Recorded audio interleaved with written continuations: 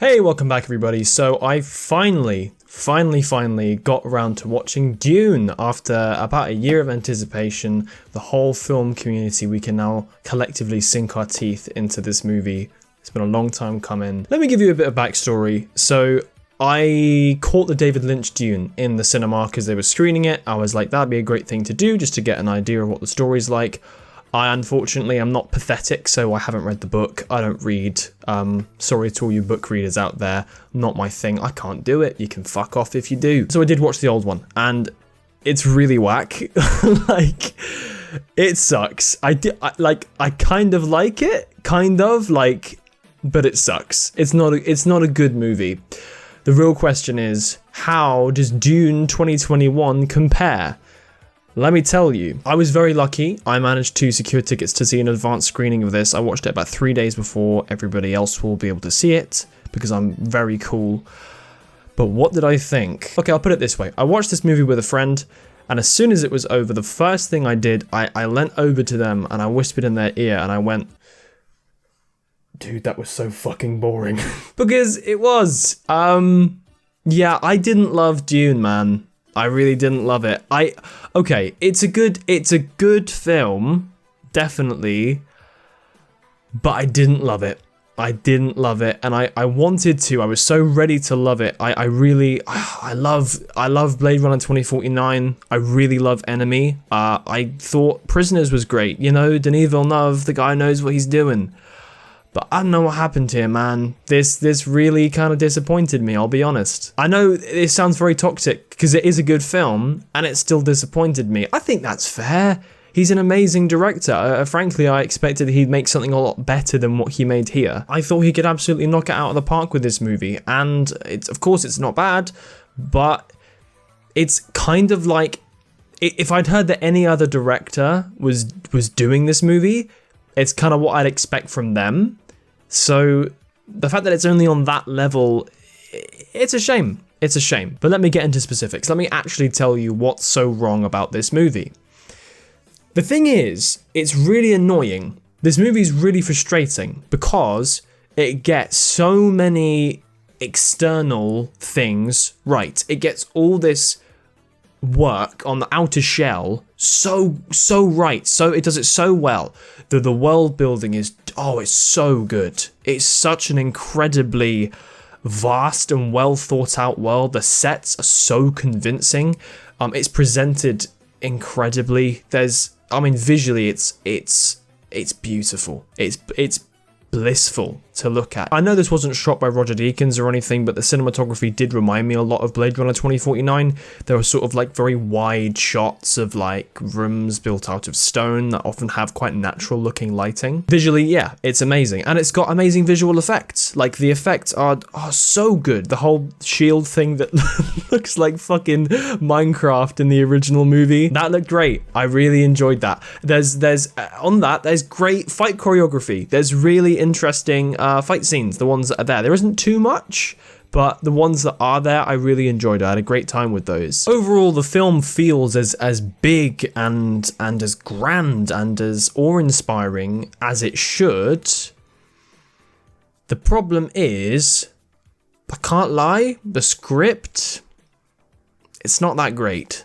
It really is not that great, and a lot of the characters suffer for that, and that therefore makes everything else really uninteresting. There are a few good performances, you know. I liked Timothée Chalamet as Paul Atreides. He's not as good as Kyle MacLachlan. That's just the way it is. Kyle MacLachlan was a massive fan of Dune. He grew up wanting to play Paul Atreides when he was younger. I think he had a lot of prep going into that movie, so it makes sense why his performance would be better on that level, but I don't know.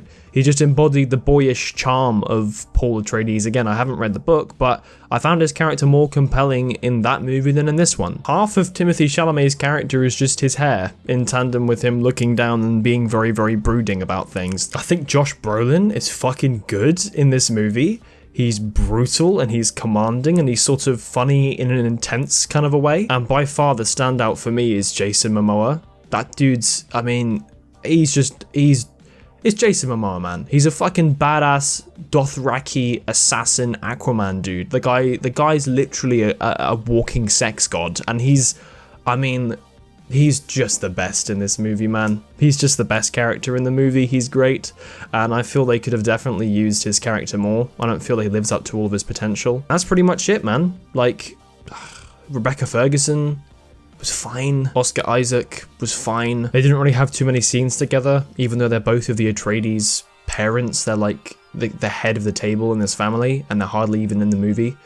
But the scenes they did share together, like, were not that good, really. And everyone else is fine. You know, they do what they need to do, but I don't really care about any of these characters, to be honest. This next criticism is very subjective. I hate the expression, but it is a bit of a hot take.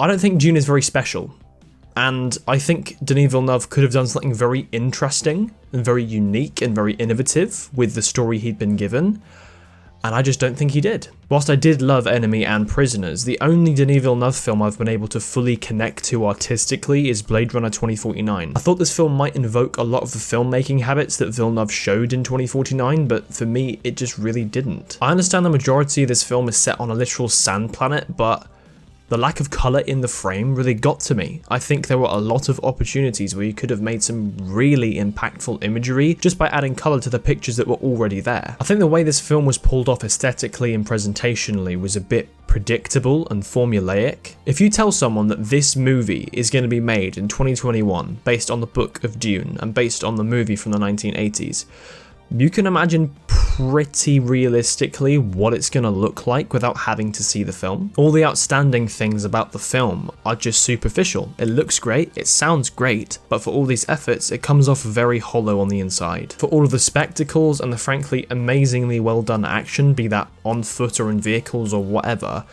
for all of that stuff, it just isn't backed up by any investment or any dramatic weight. The last big area of problems that I had with Dune is in the focus and in the pacing. About halfway through, I realized this movie was going to be majority dialogue based, and that was really disappointing. When I go to these movies, I'm not there for the script. Do you know what I mean? Don't get me wrong, it's not a bad script. I just think it's kind of weak for what it's trying to pull off, and sure, I think it actually does develop some ideas quite well, but that's not really what I'm there for. You know, toward the second half, the structure gets really clunky and repetitive. It feels like Paul and his mother are trapped out in the desert for like ages, like loads and loads of screen time. Bear in mind as well, right?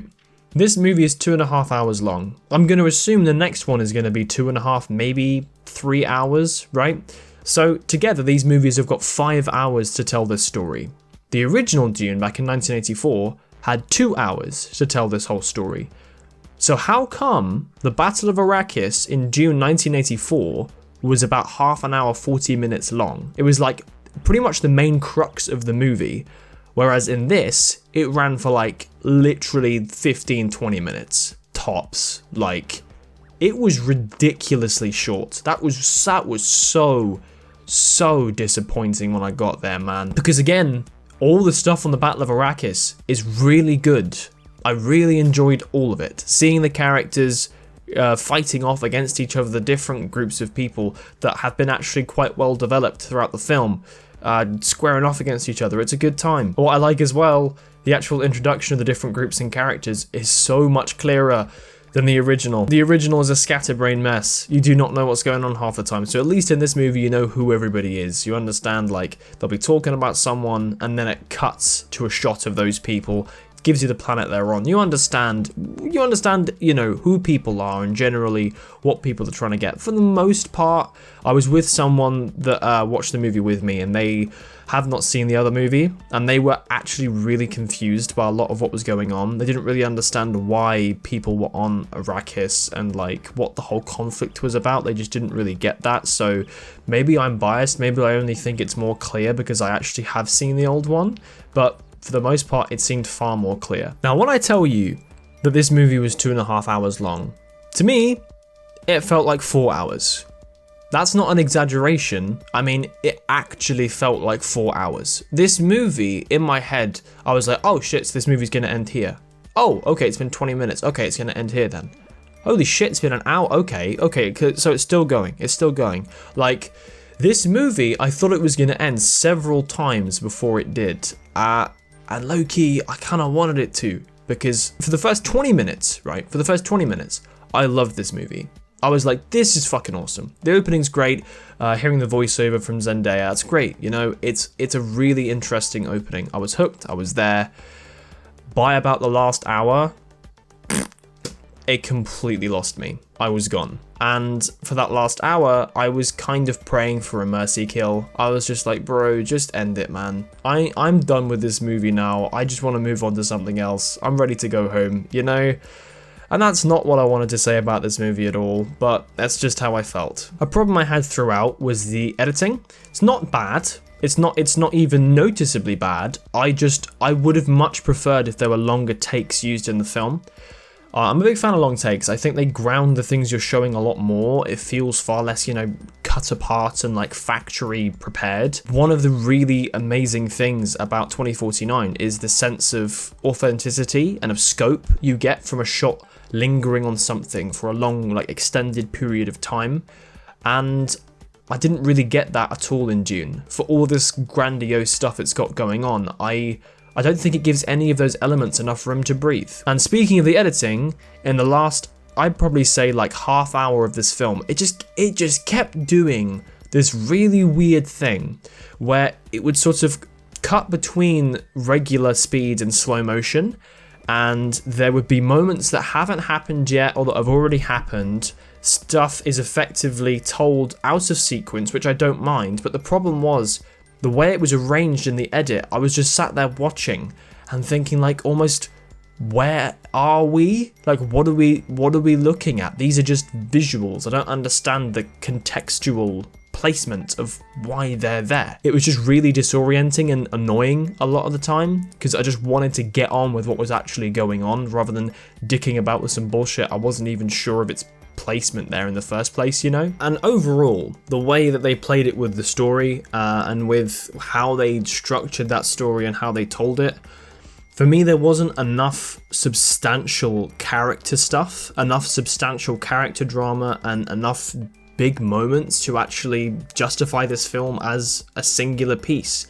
It just feels like 2.5 hours of build up and build up and build up.